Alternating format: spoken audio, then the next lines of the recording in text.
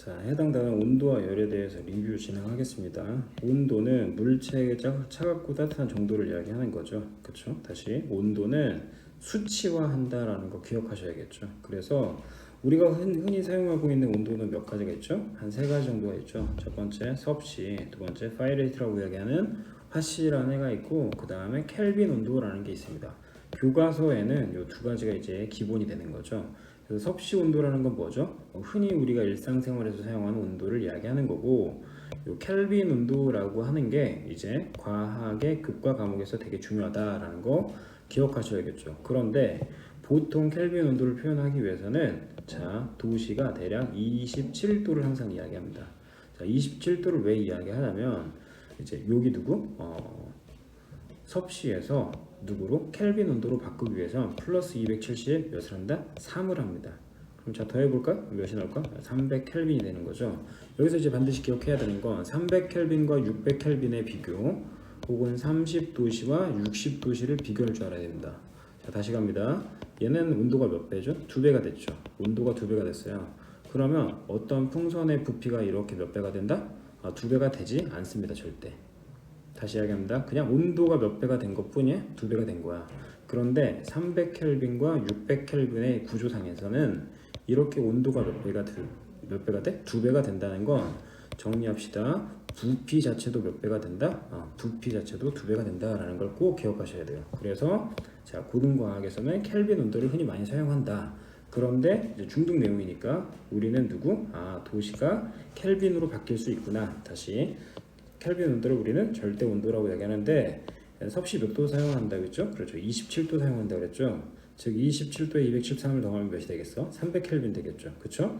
그래서 정리를 하자면 1기압을 기준으로 섭씨는 1기압을 기준으로 자, 총 몇 등분 한다? 그렇지. 100등분 하는데 자, 여기 있는 화씨, 그러니까 미국 애들이 사용하는 거죠. 얘는 32부터 212까지 총 몇 구간? 180구간으로 나눈다라는 차이점이 있다는 것만 이해하시면 됩니다. 정리합니다.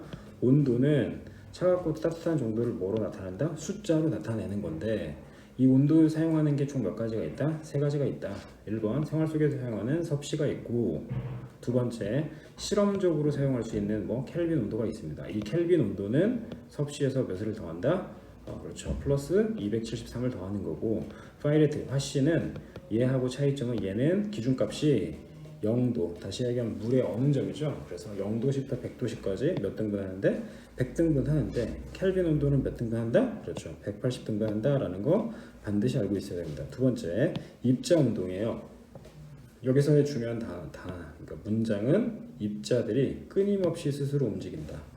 입자들이 네 멋대로 끊임없이 마음대로 움직이는 거죠. 그렇죠? 그래서 온도에 의해서 입자의 활동 자체가 커질 수 있다. 즉 온도가 높아지면 분자의 운동 속도가 매우 빠르고 활발해질 수 있다라는 거 기억하셔야 되고, 흔히 고체하고 액체가 있는데, 자, 이 친구의 경우는 되게 균일한 상태죠. 균일한 상태에서 입자 운동을 하는데 거의 대부분 뭘 한다? 진동 운동을 합니다.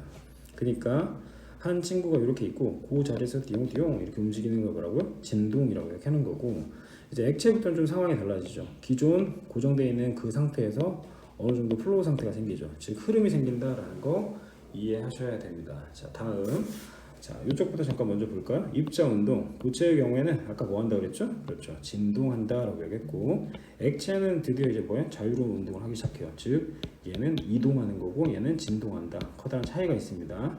그 자리에서 움직이는 걸 뭐라고 얘기해? 진동이라고 하는 거고, 물체가 그렇지, 이동했네 라고 얘기할 수 있겠죠. 반면에 기체의 경우에 되게 중요하죠. 기체의 경우에는 매우 활발히 움직일 수 있어서, 즉 어떤 범주 자체를 벗어나서 막 저 멀리 갈 수 있다라는 거 기억하셔야 됩니다. 자, 열평형에서 반드시 알아야 되는 건 아까 이런 얘기를 했을 거예요. 지구과학 파트를 배우면서 이제 이런 생각을 했죠. 지구가 있는데 여기가 뜨거워요, 여긴 차가워. 그럼 뜨거운 열이 차가운 쪽으로 이렇게 이동한다 그랬지. 정리합니다. 에너지는 항상 많은 쪽에서 에너지가 뭐한 쪽으로?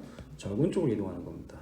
즉 높은 온도에서 어디로? 낮은 온도로 이동한다라는 거 기억하셔야 되고, 이렇게 이동하는 현상이 총 몇 가지가 있어? 세 가지가 있습니다. 첫 번째 전도, 두 번째 대류, 세 번째 복사라는 애가 있는데 나눌 줄 알아야겠죠. 얘는 전달하는 물질, 다시 이야기하면 매질이 존재하는 거고, 얘는 빛 알갱이가 그냥 스스로 날아간다. 전도는 고체 상태, 대류는 액체 화법, 기체 상태의 애들이 날아간다라는 게 좀 이따가 다시 나올 겁니다. 정리합니다. 에너지는 어디에서 어디로 간다? 높은 쪽에서 낮은 쪽으로 간다. 즉 A라는 물질과 B라는 물질이 있는데 A가 100도고 그럼 B가 몇 도야? 뭐 20도라고 가정하자고. 그러면 A에서 B 쪽으로 뭐가 이동할까요? 그렇죠. 에너지가 이동하시겠죠. 이해되십니까? 에너지가 이동해서 결과론적으로 이 친구가 예를 들어 30도로 두 개가 다 이렇게 맞춰졌어. 그 상태를 뭐라고? 열평형이라고 얘기하는 거죠. 자, 이 그래프를 볼 때 되게 주의해야 되는 점은 높은 온도가 낮은 온도와 만났어. 그러면 높은 온도 떨어지고 낮은 온도 올라가지.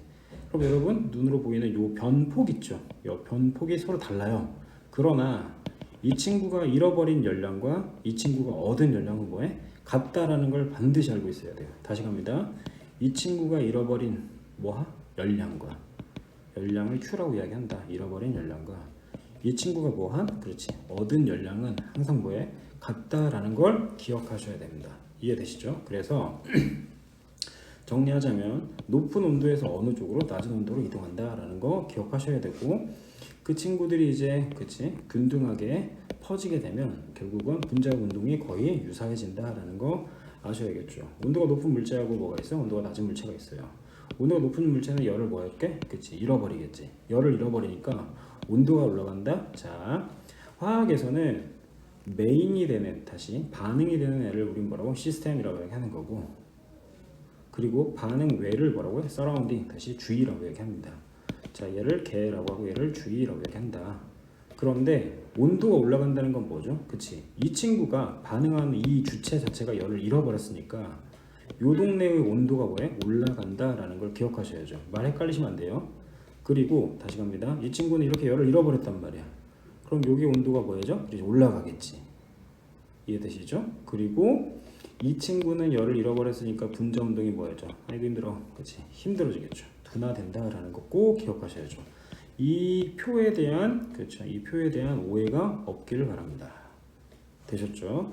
자, 그래서 두 물체 사이의 열의 이동인데 외부의 출이 없으면 열평형 상태가 될 때까지 그렇지. 서로 뭐 해진다? 같아진다라는 거 기억하셔야죠. 다시 온도가 높은 물체가 잃어버린 열량과 온도가 낮은 물체가 얻은 열량이 서로 뭐하다? 같다. Q1, Q2 이렇게 이동해? 여기는 고, 여기는 저. 그럼 얘가 10개 잃어버리면 얘는 몇 개? 10개 얻는 거죠. 얘가 100개 잃어버리면 얘는 100개 얻는 거고. 이해되셨죠? 그 대표적인 예시가 온도계겠죠. 따단 얘가 온도계입니다. 주위 온도가 몇 도야? 25도씨야. 그럼 얘 뜨겁네? 열로 열받겠지. 온도계 열받아서 빡친 거야. 휙 올라가는 거죠. 그러니까 얘는 잃어버린 거고 얘는 뭐 했어? 얻었겠죠. 두 번째, 미지근한 음료수를 냉장고에 넣으면 이런 일이 벌어진단 말이야. 당황스럽네요. 미지근한 음료수가 냉장고에 들어갔더니 얘가 차가워졌대. 신기하지 않습니까? 집에 냉장고 있니? 미안하다. 자, 수박도 마찬가지. 그치? 계곡물에 넣으면 시원해진다? 맛이 없어집니다. 자, 다음 갑니다. 그래서 유치찬란하지만 이게 되게 중요한 거죠. 공을 던져라! 그렇지. 스스로 날아가니 복사가 되는 거고, 이 친구가 들고 가네? 그럼 얘는 누구하고 누구겠니? 액체하고 기체가 되겠다고 얘기했죠. 전달해. 전달해. 그치? 얘는 누가 돼? 가만히 앉아있는 상태, 고정되어 있는 상태니까 뭐가 돼? 고체가 된다라는 걸 의미하는 그림이다. 정리합시다. 열의 이동 방법에는 전도, 대류, 복사가 있다. 첫 번째 복사, 스스로 이동한다. 도움을 안 받죠. 그러니까 어떤 매개체가 없다라는 거 반드시 기억해야 되고, 난로, 모닥불, 태양열 등이 있습니다. 두 번째, 대류. 개인적으로 선생님은 얘가 되게 중요하다고 생각합니다. 액체하고 기체가 있겠죠. 즉 자연현상의 거의 대부분이 누구에 의해서? 대류에서 일어난다. 대표적인 예시, 물이 뜨거웠어. 그럼 위로 올라가겠지? 차가웠어. 아래로 내려가겠죠. 정리, 냉방기, 에어컨 이야기하는 거네. 에어컨은 당연히 위쪽에 설치해서 아래 들어갈 거 아니야. 왜? 차가운 공기 아래로 들어가겠지. 밀도가 커지니까. 난방기는 뜨거워지니까 위로 올라가겠죠. 그런 차이가 있고요. 전도가 뭘까요? 전도. 교회 다니세요? 이거겠나? 그치. 고체 상태의 입자들이 즉 배열된 상태 정리할까요? 여기 그렇죠. 배열되어 있는 이 친구들이 에너지를 전달해 주잖아. 대표적인 예는 프라이팬, 숟가락 이런 거 아니 혹시? 프라이팬이 뭔지 알아? 숟가락이랑? 자, 도구를 사용하는 사람이 됩시다. 자, 돌아가서 자, 요거 되게 중요하겠죠. 대류의 예시다. 그렇죠? 냉방기는 아래로, 난방기는 위로. 그렇죠? 기억하셔야 되고요. 자, 단열 중요하죠. 교과서 개정 이후에 단열에 대한 포지션이 되게 많이 늘어났습니다. 대표적인 예로 아니면 호일, 그다음에 스타이로폼, 그리고 자 이런 애들이 있습니다. 특히 뭐 얘는 고등 과정에 나옵니다. 요즘에 패시브 하우스는 고등 과정에 나온다라는 거. 에너지를 보호하려고 한다. 그치? 열을 나가는 걸 막는다. 뭐 이런 건데 자 특히 선생님이 이제 주되게 바라보는 건 보온병과 여기는 삼중창입니다. 삼중창 기억하셔야 됩니다. 자, 은 도금 비싸요 이게 아니라 자 은을 이렇게 도금해 놓으면 그치 비날갱이가 들어왔다가 튕겨져서 나가죠. 날갱이가 나가니까 복사라는 거 기억하셔야 되고 여기에는 이제 이중벽 있죠. 이중벽 사이가 뭐가 하니? 그치 진공이지. 얘 진공 그리고 이 삼중창 내에도 마찬가지 공기층이 있습니다. 그럼 이들이 바로 뭐 열의 이동을 막는다라는 포인트를 반드시 알고 계셔야 됩니다. 되셨죠? 다시 정리합니다. 온도가 변할 수가 있어요. 얘는 온도가 많이 변했고 얘는 조금 변했죠. 그러나 많이 변해 조금 변해가 포인트가 아니라 이 친구가 뭐 한 열과 잃어버린 열량과 이 친구가 뭐 한 열량 얻어버린 열량은 서로 뭐하다? 같다. 얘를 세 글자로 열평형 상태라고 이야기한다. 그림으로 나와 있으니까 얘가 아마도 뭐 높겠네. 그치? 얘는 낮은 거니까 이렇게 이동한다. 자, 분자의 운동이 거의 유사해졌죠. 얘를 열평형 상태라고 얘기한다. 자, 온도계, 그치? 섭씨네, 섭씨 배웠죠? 켈빈으로 바꾸려면 어떻게 된다 그랬지? 273. 섭씨는 몇에서 몇? 0에서 100, 총 몇 구간? 100구간. 그런데 화씨는 몇 구간이라고 얘기했지? 미국에 대해 사용하는 거, 그치? 180구간이라는 거. 뭐 이런 숫자는 조금 눈여겨보시면 될 것 같고. 자, 보세요. 자, 따단. 얻은 열량과 잃은 열량은 서로 뭐다? 같다. 열평형 상태. 몇 분 걸렸어? 10분 걸렸다. 자, 그리고 어이구. 자, 딱 봤더니 얘도 물이고 얘도 물이에요. 이 뒷단어에 나오겠지만 물의 비열은 1입니다. 물의 비열은 1입니다. 잠시 비열에 대해서 잠깐 정리할게요. 비열 Q는 CM 델타 T라는 식이 있어요. 자, Q 열량은 C 비열 곱하기 M 질량 곱하기 T 온도 변화. 장난 아니죠? 다시 열량은 뭐 비열 곱하기 뭐 질량 곱하기 뭐였죠? 그치 델타 온도 변화가 된다고 이야기했습니다. 그런데 선생님이 뭐에 대해 설명한다 그랬지? 비열에 대해 설명한다 그랬지. 그럼 이 친구네? 그럼 이 친구 구하려면 어떻게 되니? 이렇게 넘겨야겠네? 맞죠? 그럼 정리할까? 자, 아래다 좀 정리할게요. 자, C는 뭐분의 M 델타 T분의 누가 될까? 그렇지, Q가 되겠죠. 이해됐어요? 자, 여기서 메인 포인트는 너네 사라져라. 즉, 누구는 C는 델타 T에 뭐한다? 반비례한다 라는 걸 기억하셔야겠죠. 다시 이야기할게요. 얘가 누굴까요? 비열. 얘는 온도 변화. 정리. 비열이 뭐 해지면 커지면 오, 이 반비례하네. 온도 변화가 뭐죠? 작아지는 거지. 즉 온도 변화가 작아졌을 때 비열이 뭐죠? 커지는 거야. 대표적인 예시 누구 있을까? 물이 있다. 물은 비열이 뭐합니까? 큽니다. 그럼 바로 나와야죠. 온도 변화가 뭐해? 그렇죠. 작아지는 거죠. 그래서 물로 구성되어 있는 애들이 누구? 지구 70%가 물이잖아. 껍데기가. 지구의 70%가 물인 거고 또 있죠. 너. 그치? 사람도 마찬가지 물이 대략 한 70%가 된다. 온도 변화가 거의 없다라는 포인트는 반드시 기억하셔야 됩니다. 하나 더 이야기할게요.